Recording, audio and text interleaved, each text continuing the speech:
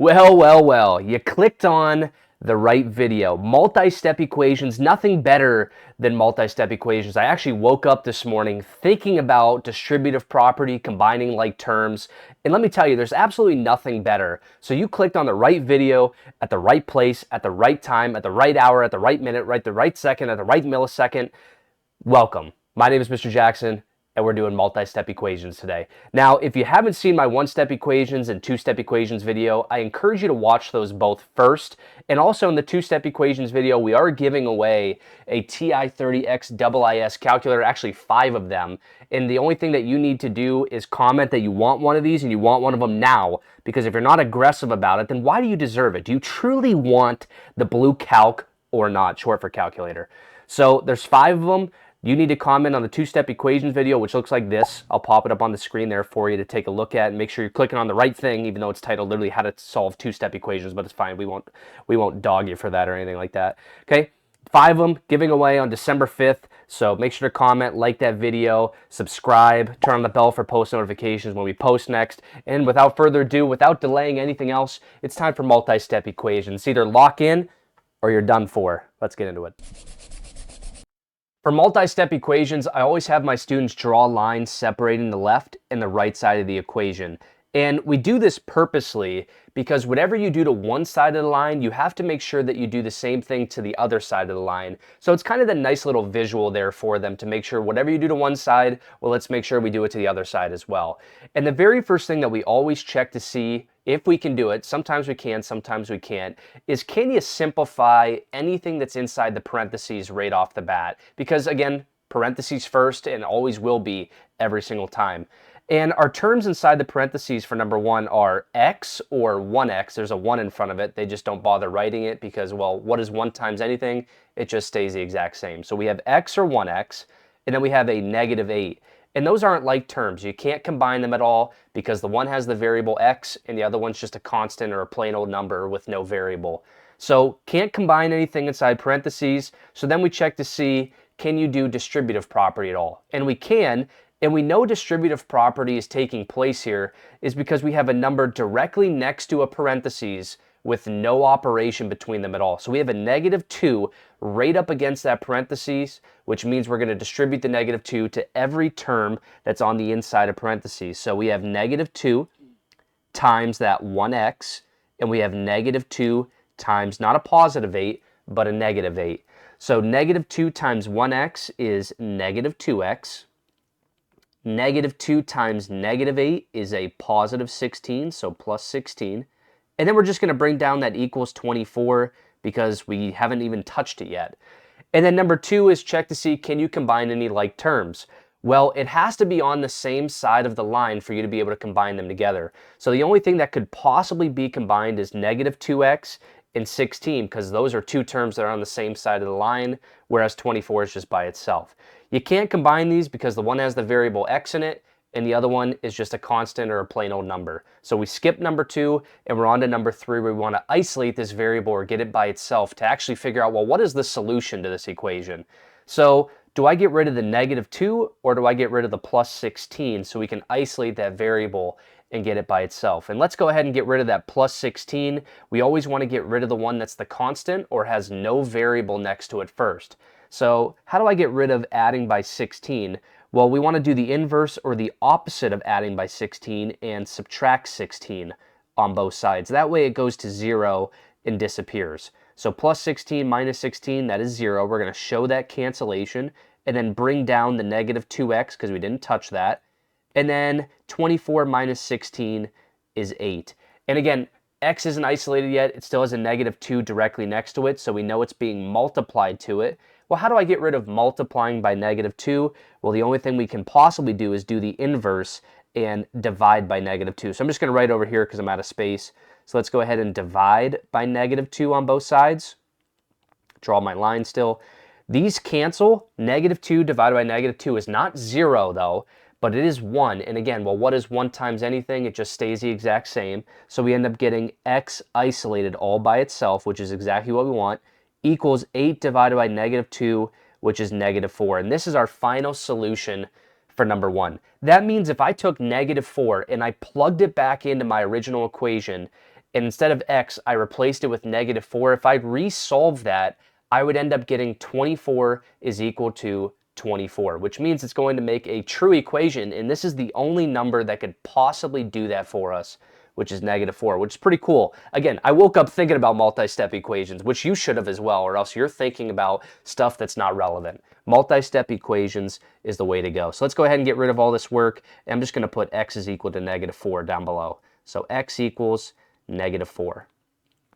Then for number 2, arguably the same exact thing. We are going to build our wall or separate the left and the right side, but you're going to notice this time the variable's on the right side of the equation. Well, that doesn't mean we're going to do anything different. Can we combine anything inside the parentheses? No.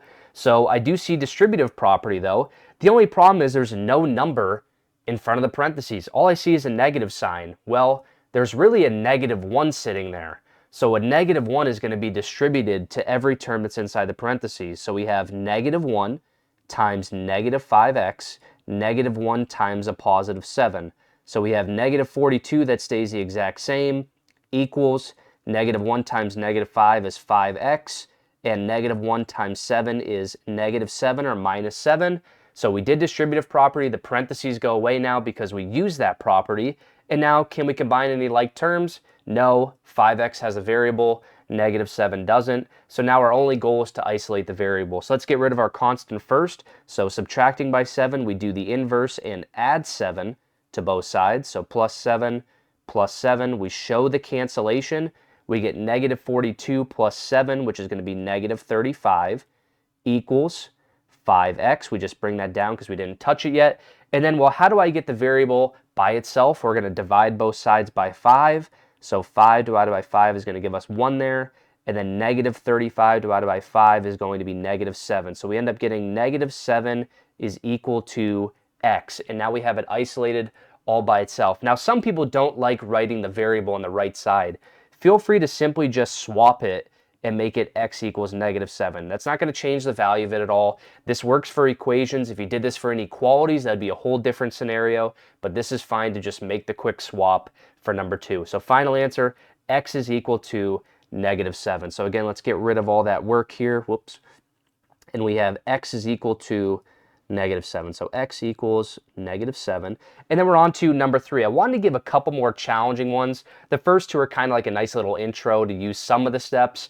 And then for 3 and 4, we kind of bump it up a notch, which is probably more realistically what you're going to see in class as time goes on, depending, the level of difficulty that your teacher wants to give you. Okay, so let's go ahead and separate once again the left and the right side. I want to make sure I don't run into the webcam there. And now let's go ahead and see, well, can you combine like terms inside the parentheses? And you actually can this time. They both have the variable x. So let's go ahead and do that first. So we have 1.7x plus 0.3x. We're going to end up getting -2. When we add those together, we end up getting 2x, which is nice because the decimal disappears there. And then let's rewrite everything that we haven't even touched. So the -3.8 is equal to -4. So distributive property, we still have it, but we have it down with just one term now. So -2 times 2x is -4x. And then we have -3.8 that we still haven't touched equals -4. Now, once again, which term do I get rid of first? The -4 or the -3.8? We always want to get rid of the constant first. So let's go ahead and add 3.8 to both sides. So plus 3.8 plus 3.8. We show the cancellation because that goes to 0. And again, to make sure we don't run into the webcam here, I'm going to write it over here. So we have -4x, because we didn't touch that, equals -4 plus 3.8 is -0.2, or -2/10. And then, well, how do I get x by itself? It's currently being multiplied by -4, so let's go ahead and do the inverse and divide by -4 on both sides. These cancel. We end up getting x isolated all by itself just like we want. But how in the world do we do 0.2 divided by 4? So again, if you don't have a calculator, I'm going to show you how to do it just kind of freehand here. So 0.2 is going to be on the inside, which is our dividend, divided by 4, which is our divisor, the number on the outside. So the very first thing I'm going to do is I'm going to move my decimal point up into my final answer, or my quotient. And now I'm going to see, well, how many times does 4 fit into so many numbers? Does 4 fit into 0 at all? Well, no. So I'm going to put 0 there. Does 4 fit into 2 at all now? Well, no. But the only problem is I now ran out of numbers. So what we can do is we can keep tacking on zeros here behind 0.2 because that 0 doesn't change the value of 0.2. Me just tacking on zeros indefinitely, it's still going to be 0.2 at the end of the day. Well, how many times does 4 fit into 20 now? Well, it fits 5 times. So 4 times 5 is 20. So then we subtract and we end up getting a remainder of 0. So our final answer is going to be 5/100ths, and it's going to be positive because we had a negative divided by a negative. So our final answer is 0.05 or 5/100. So let's go ahead and get rid of all of this. And we got x is equal to 5/100ths, and it was positive. And for number 4, I also wanted to throw a fraction in there as well, and then also a lot more combining like terms, because if you can do this type of problem, well, you can realistically do any type of problem for multi-step equations. So once again, let's go ahead and draw that line separating the left and the right side. That line does not look good, but that looks a little bit better. And let's go ahead and see, well, can you combine anything inside parentheses? 4x and negative 24 are not like terms, so we have to distribute here. So we have 1/2 times 4x, 1/2 times negative 24, and then we'll rewrite everything else the exact same. What is 1/2 times 4x? Well, once again, if you're not sure, especially if you get a fraction, which you will hint a little bit later on, maybe you don't know a fraction times a number off the top of your head, but I'm going to show you how to do it just in case you don't have a calculator or anything like that. So let's go ahead and do that down here. So we have 1/2 times 4. Well, 4 is not even a fraction, but I can make it into a fraction by simply putting it over 1. And now we can go ahead and multiply these. So 1 times 4 is going to give me 4 in my numerator. 2 times 1 is going to give me 2. Well, 4 divided by 2 is just 2, and we end up getting 2x there. Or another way that you could do it as well is I want to show you this step because it might save you a headache down the line. Is let's say we had 1/2 times 4 over 1. Let's check to see if we can simplify any of these numbers first. Look at the numbers that are diagonal from each other. 2 and 4 are both divisible by 2. So 2 divided by 2 is 1. 4 divided by 2 is 2. And now let's go ahead and re-multiply these. Well, 1 times 2 is 2, and 1 times 1 is 1. Well, what's 2 divided by 1? We still get 2 back regardless. So you can always check to see, can you simplify anything ahead of time. So we get 2x for that. Now let's do the same thing. We have 1/2 times negative 24. So 1/2 times negative 24, and we're just putting it over 1, so it's a fraction again. 2 and 24 are both divisible by 2, so 2 divided by 2 is 1. 24 divided by 2 is 12. And now let's go ahead and multiply them once again. Well, 1 times negative 12 is negative 12, and then it's all being divided by 1, so this is going to be minus 12. And let's get rid of that work that we had there. And then let's bring down everything, well, that we didn't touch. So the minus 11x and the plus 9. So distributive properties done. We now check to see, can we combine any like terms? And we can. We have a 2x and we have a negative 11x. They both have the variable x. And then we also have a negative 12 and a plus 9 that can be combined together. So let's go ahead and combine those in one go. So we have negative 39, we didn't touch at all. We have 2x minus 11x, which is negative 9x. Negative 12 plus 9 is a negative 3. And now we go ahead and isolate the variable. So step 1, step 2 are done. Now let's isolate the variable and get it by itself. Let's add 3 to both sides to get rid of that constant. So plus 3, show our cancellation. Negative 39 plus 3 is negative 36. Is equal to negative 9x. And then I'm just going to write it over here because we're out of space. So again, let me make sure I don't run into the webcam. Negative 36 is equal to negative 9x. And now let's go ahead and divide both sides by negative 9. So divide by negative 9, divide by negative 9, show the cancellation, and we end up getting 4 is equal to x, or again, if you want to rewrite it, x is equal to 4. So that's the 4 problems that I wanted to show you, but I have 4 problems I want you to try out on your own in the practice session. If you can do these problems on your own without any assistance whatsoever, then you know how to do multi-step equations. So let's get into the 4 practice problems. Now it's time for the practice session. So I encourage you to pause the video here, try out these 4 new problems on your own on a sheet of paper or something that you can write on. And then when you think you're ready to go and check your answers, come back and play the video and see how you did. So I'm assuming at this point you've tried out all 4 questions and you're ready to go over the answers. So let's go ahead and dive into number 1. We're going to build our wall or separate the left and the right side by drawing that line down the equal sign. And now let's check to see, can you simplify anything that's inside the parentheses? Well, we have 2x and a negative 4. Those aren't like terms. So let's go ahead and jump into number 1 then, which is distributive property, which is what we do have. So negative 6 times our first term, 2x, negative 6 times our second term, negative 4. And now let's go ahead and multiply all of this. Negative 6 times 2x is going to give us negative 12x. Then we have plus 24 is equal to negative 48. We can't combine any like terms at all. Negative 12x and 24 are not like terms. So the only thing that we want to do now is number 3, isolate the variable and get it by itself. Hello. You visited again. I don't know the last time you've been in a video. Oh my goodness. This is Bob, by the way, if you don't know who Bob is. One of the greatest cats ever. This actually reminds me real quick while he's here kind of doing his thing.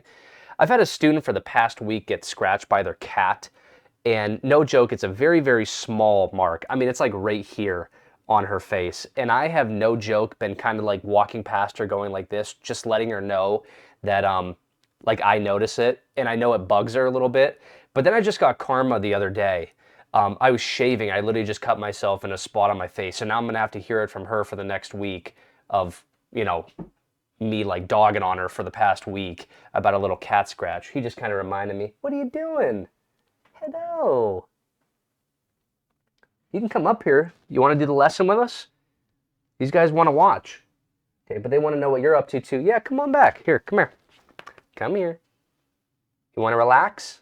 Or do you want, do you want to actually teach the lesson? What are you doing? Hi. Go ahead, get comfortable. Oh, are you gonna sit? Come on. Nice. Okay, I gotta get back to work, okay? I know, these guys are depending on me. I know you want scratches and pets, I get that. Okay, but time and a place, time and a place. Okay, let's get rid of our constant now by subtracting 24 on both sides. So minus 24, minus 24. His tail is literally about to hit me in the face. Show the cancellation, we get negative 12x is equal to negative 72. And then we want to get the variable isolated by itself. I'm just going to write over here because we're out of space. So we get negative 12x is equal to negative 72. Divide both sides by negative 12. Show the cancellation once again. And we end up getting x is equal to positive 6. A negative divided by negative gives us a positive final answer of 6. I guess that one question might be enough for him. You do want to help, don't you? Oh, maybe not. Okay. All right, let's get rid of this. It's time to lock in. So we get x is equal to 6. And now let's go ahead and jump over to number 2. Again, draw our lines separating the left and the right side. We have distributive property. We can't combine negative 8 and minus 16, so we're distributing a negative 1, very similar to one of the questions we had together. Negative 64 is equal to negative 1 times negative 8 is a positive 8x. Negative 1 times negative 16 is a plus 16. And now let's go ahead and see if we can combine like terms, which we can't. 8x and 16 are not like terms. So then we want to isolate the variable and get it by itself. So let's get rid of our constants. So minus 16 on the other side of the line. Show the cancellation once again. Negative 64 minus 16 is negative 80 is equal to 8x. And then let's divide both sides by 8. 8 divided by 8 is 1x or just x. Negative 80 divided by 8 is going to give us negative 10 is equal to x. And again, if you want to flip it, well, x is equal to negative 10 for number 2. So let's go ahead and get rid of all that work. Hopefully you are 2 for 2. X is equal to negative 10. And then on to number 3. So we draw our line, separating the left and the right side, making sure that it doesn't run into the webcam here. Okay, perfect. We can combine like terms this time though. I see in parentheses we have one with an x and the other one with an x. So 2x minus 1x is going to leave us with 1x or just x. So this is going to be negative 7. This turns to x minus 2.7 is equal to 12. We distribute the negative 7, so we get negative 7x minus 2.7 is equal to 12. And then let's add 2.7 to both sides. So plus 2.7 plus 2.7. Show the cancellation, and then we'll do the rest over here. So we have negative 7x is equal to 14.7. And then let's divide both sides by negative 7. Show that cancellation. And then again, if you can't do 14.7 divided by 7, let's go ahead and do that down here. So 14.7 divided by 7. Move the decimal point up in your final answer. How many times does 7 fit into the number 1? Well, it doesn't. How many times does 7 fit into 14? Well, it fits twice. 7 times 2 is 14. We subtract, we get a remainder of 0. And then we bring down the 7. How many times does 7 fit into 7? Once, and that goes behind the decimal point. We subtract 7, and we get a remainder of 0. So our final answer for this is going to be x is equal to not 2.1, but negative 2.1, because we had one positive value and one negative value. So our final answer is negative 2 and 1/10 for that one. Okay, and then finally the very last one, let's get rid of all this work so it doesn't interfere. So x is equal to negative 2.1. I just don't want to write down the wrong number. So x is equal to negative 2 and 1/10. And then finally, the very last one, can't combine like terms in the parentheses, but we are moving on to distributive property, it looks like. And once again, I hinted at this a little bit earlier. We're multiplying by a fraction. So 1/5 times 20x, 1/5 times negative 30. So let's rewrite negative 77.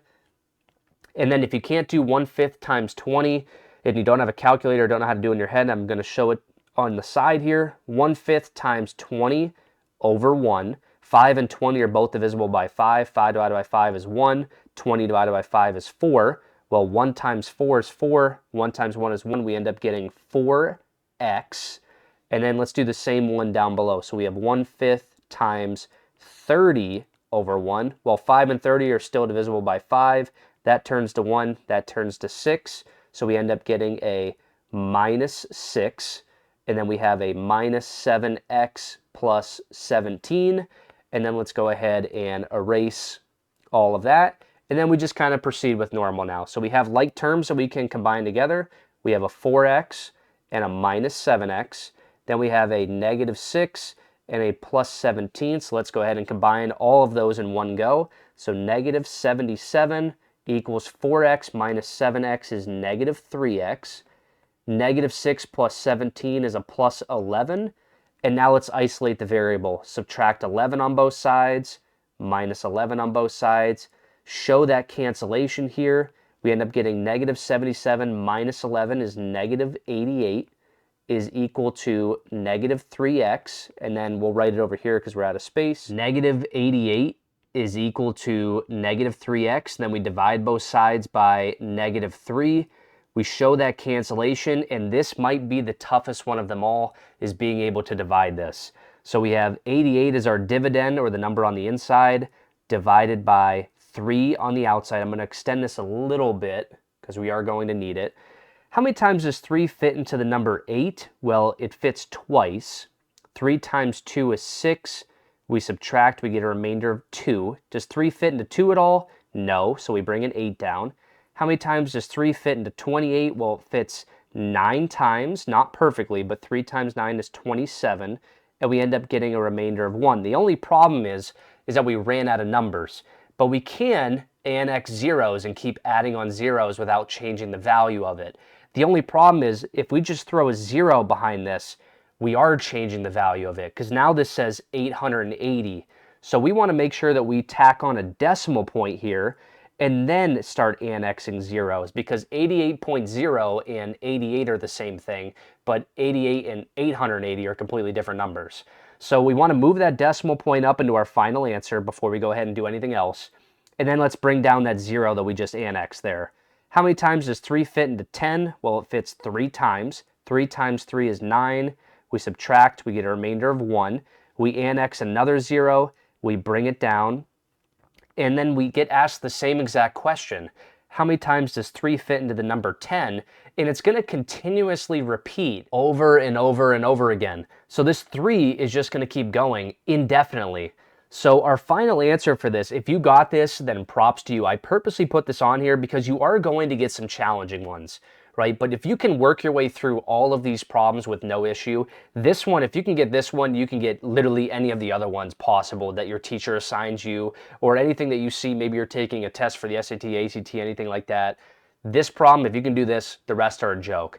Our final answer is going to be x is equal to 29.3, and instead of writing a 3 forever and ever, if we just put a bar notation over the 3, that 3 is being signified by that bar notation that it's repeating over and over again indefinitely. If you went 4 for 4, then props to you for multi-step equations. You did a fantastic job. Leave a like on the video, comment any other topics you want to see, and make sure to go check out that 2-step equations video. Comment that you want one of these blue calcs, short for calculator, and subscribe, turn on that bell for post notifications, and we'll see you in the next video with some more mathematics.